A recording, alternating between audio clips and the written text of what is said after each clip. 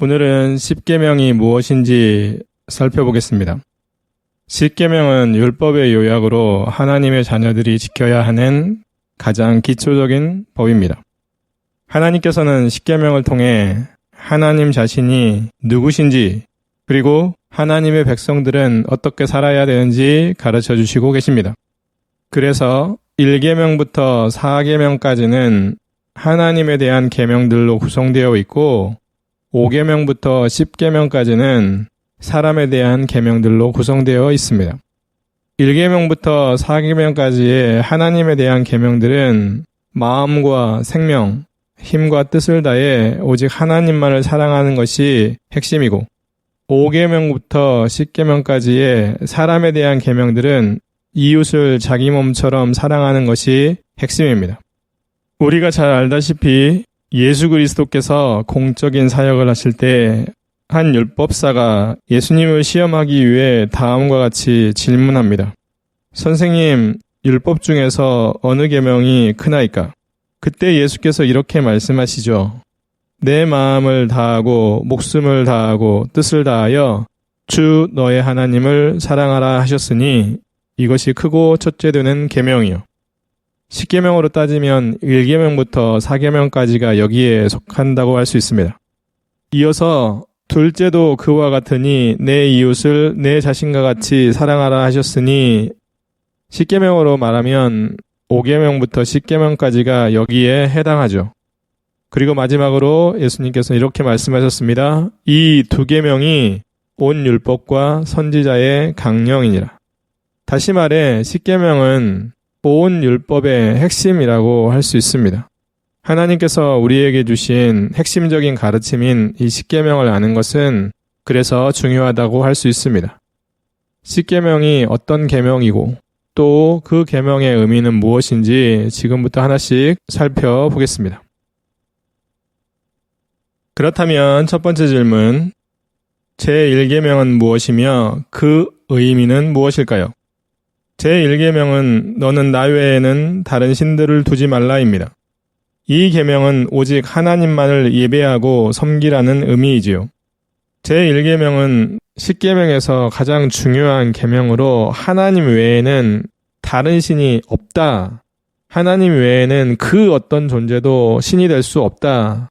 하나님만이 하나님이시다. 하나님 한 분만이 온전한 하나님이시고 이 세상에 있는 모든 신이라고 존재하는 모든 것들은 다 가짜고 우상이다 라고 하는 것들을 가르쳐 주지요. 그래서 하나님께서는 하나님께 드려야 할 영광, 예배, 찬양 등을 결단코 우상들에게 빼앗기지 않을 뿐만 아니라 하나님의 백성들로부터 그 모든 것, 영광과 예배와 찬양과 사랑과 섬김을 반드시 받으시겠다는 마음이 담겨 있는 계명이라고 할 수 있습니다. 우리가 알아야 되는 것은 하나님 외에 헛된 존재, 아무것도 아닌 우상을 섬기는 것, 하나님의 존재를 부인하는 것, 하나님을 믿지 않는 것, 하나님을 거절하는 것, 다 이 1계명을 어기는 것이라고 할 수 있습니다. 신약시대에서는 예수 그리스도를 믿지 않는 사람들과 예수 그리스도를 믿지 못하도록 방해하는 것, 그것이 제1계명을 어기는 것이라고 할 수 있지요. 오늘날 사람들 중에는 하나님이 눈에 보이지도 않는데 어디 계셔? 하나님은 안 계시지. 하나님이 어떻게 존재하셔? 하나님은 있을 수 없어. 라고 하며 하나님을 부인하는 사람들이 참 많이 있는데 그 사람들이 제1계명을 어기는 사람이라고 할 수 있고 더 나아가 그리스도인들 중에서도 하나님이 눈에 보이시지 않는다고 해서 하나님이 없으신 것처럼 행동하는 것, 하나님을 무시하는 것, 하나님의 하나님 되심을 인정하지 않는 것, 하나님과 상관없는 듯 죄를 마음껏 짓는 것, 이것들이 다 제1계명을 범하는 것이라고 할 수 있습니다. 우리 모두는 정말로 하나님 한 분만이 하나님이시고 그 외의 모든 것들은 우상이며 하나님 한 분께만 영광과 찬양과 예배와 섬김을 드려야 된다는 사실들을 기억하고 더 나아가 하나님 한 분만을 사랑해야 된다는 사실들을 기억하고 하나님께 온전히 우리의 마음과 삶을 드리며 사는 우리 모두가 되었으면 참 좋겠습니다. 두 번째 질문, 제2계명은 무엇이며 그 의미는 무엇일까요? 제2계명은 너를 위하여 새긴 우상을 만들지 말고 또 위로 하늘에 있는 것이나 아래로 땅에 있는 것이나 땅 아래 물속에 있는 것에 어떤 형상도 만들지 말며 그것들에게 절하지 말며 그것들을 섬기지 말라입니다. 제2계명은 하나님이 아닌 다른 존재를 예배하거나 섬기지 말고 어떤 형상을 만들어 그것을 하나님이라고 여기지도 말라는 의미입니다. 하나님께서는 질투하시는 하나님이시라고 말씀합니다. 그래서 하나님을 사랑하고 그분의 명령을 잘 지켜 행하는 사람에게는 그 사람과 그의 후손 천대까지 사랑을 베풀어 주시겠지만 하나님을 미워하는 사람, 특별히 우상을 숭배하는 사람, 하나님을 믿지 않는 사람, 하나님을 믿지 못하도록 방해하는 사람들에게는 그 사람과 그의 후손 3, 4대까지 벌을 내리시겠다고 말씀합니다. 그리스도인들은 오직 하나님을 사랑하고 하나님께 기쁨과 감사로 예배하고 순종하며 살아야 되는 것입니다. 또한 우리가 알다시피 오늘날 그리스도인들이 물질의 노예가 되어서 살기도 하고 성공의 노예가 되어서 살기도 하고 세상적인 것을 추구하느라고 하나님을 뒷전에 미루기도 하는데 이것들도 다 제2계명을 어기는 것이라는 사실들을 꼭 기억해야 됩니다. 하나님보다 우선하는 것이 없어야 되고 하나님보다 더 사랑하는 존재가 없어야 된다는 사실들을 꼭 기억하시면서 오직 하나님만을 사랑하고 하나님만을 섬기며 헛된 것에 마음을 두지 않는 우리가 되어야 합니다. 그래서 우리 모두는 하나님께서 베풀어 주시는 그 은혜를 천대, 다시 말해 영원히 받아 누릴지언정 하나님이 내리시는 벌을 받아 살아가는 그러한 인생이 아니었으면 참 좋겠습니다. 왜냐하면 하나님을 믿는 것만큼 좋은 것이 없을 뿐만 아니라 하나님이 주시는 복만큼 큰 복이 없고 더 나아가 하나님을 사랑하는 것으로 정말 천대 만대가 복을 받아 누리는 그러한 복된 인생이 우리의 인생이 되어야 하기 때문에 그렇습니다. 저와 여러분들 모두가 더 나아가 여러분들의 가족들 모두가 여러분들 친지들 모두가 여러분들이 사랑으로 교제하는 모든 친구들과 주변의 이웃들이 정말 하나님을 믿고 섬김으로 말미암아 하나님이 주시는 큰 복을 받아 누리면 참 좋겠습니다. 세 번째 질문, 제3계명은 무엇이며 그 의미는 무엇일까요? 제3계명은 나 여호와 너의 하나님의 이름을 함부로 부르지 말라입니다.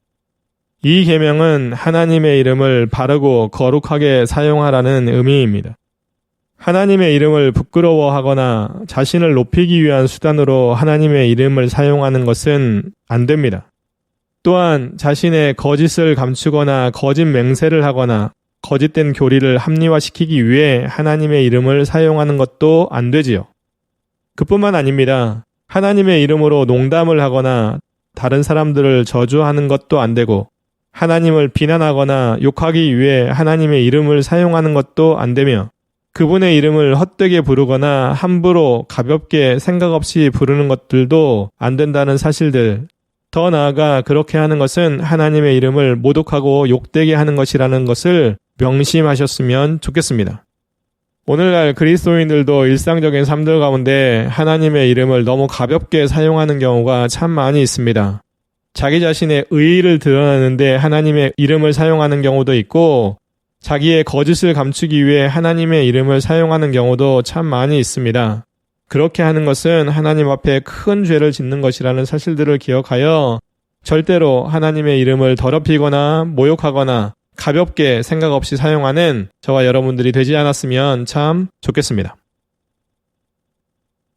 네 번째 질문, 제4계명은 무엇이며 그 의미는 무엇일까요?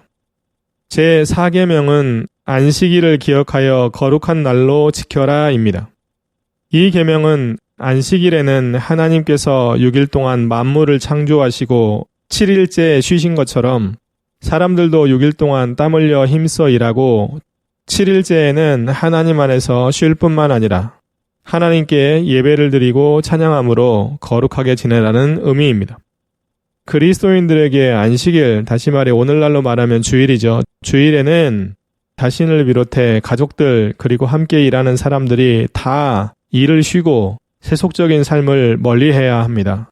또한 교회에 모여 하나님께 온전히 공적인 예배를 드리고 예수 그리스도의 부활을 기뻐하며 말씀과 기도를 통해 영적으로 재충전을 해야 하며 하나님의 말씀을 배우고 그 힘으로 세상에 나아가 영적인 싸움에서 승리할 수 있도록 준비하거나 훈련을 해야 되고 믿음의 형제들과 깊은 영적인 교제를 통해 위로하고 권면하며 더 나아가 서로에게 어떻게 하면 영적인 싸움에서 승리할 수 있는지 그 방법들을 나누어야 하고 또한 영적인 싸움에 대한 전략들을 세워야 되며 세상에서 어떻게 살아야 되는지 서로 공유하고 믿지 않는 사람들에게 어떻게 복음을 전할 것인지 서로 협력하고 생명을 살리는 일을 위해 함께 노력할 뿐만 아니라 세상 사람들에게 예수 복음을 전하고 소외된 사람들을 찾아 돌보며 육체적인 쉼을 통해 한 주간을 열심히 땀 흘려 일할 수 있는 새 힘을 얻기도 해야 합니다. 5번째 질문. 제5계명은 무엇이며 그 의미는 무엇일까요? 제5계명은 내 아버지와 어머니를 공경하라입니다. 이 계명은 부모님과 어른들에게 순종하고 그들을 존중하여 섬기라는 의미입니다. 제5계명은 하나님의 약속이 보장된 첫 계명입니다. 그래서 하나님께서는 부모를 공경하는 사람들에게 하는 일이 잘 되고 이 세상에서 오래 살게 하겠다고 약속하셨습니다. 또한 하나님께서는 부모에게 순종하는 삶은 하나님을 기쁘시게 해드리는 일이라고 말씀합니다.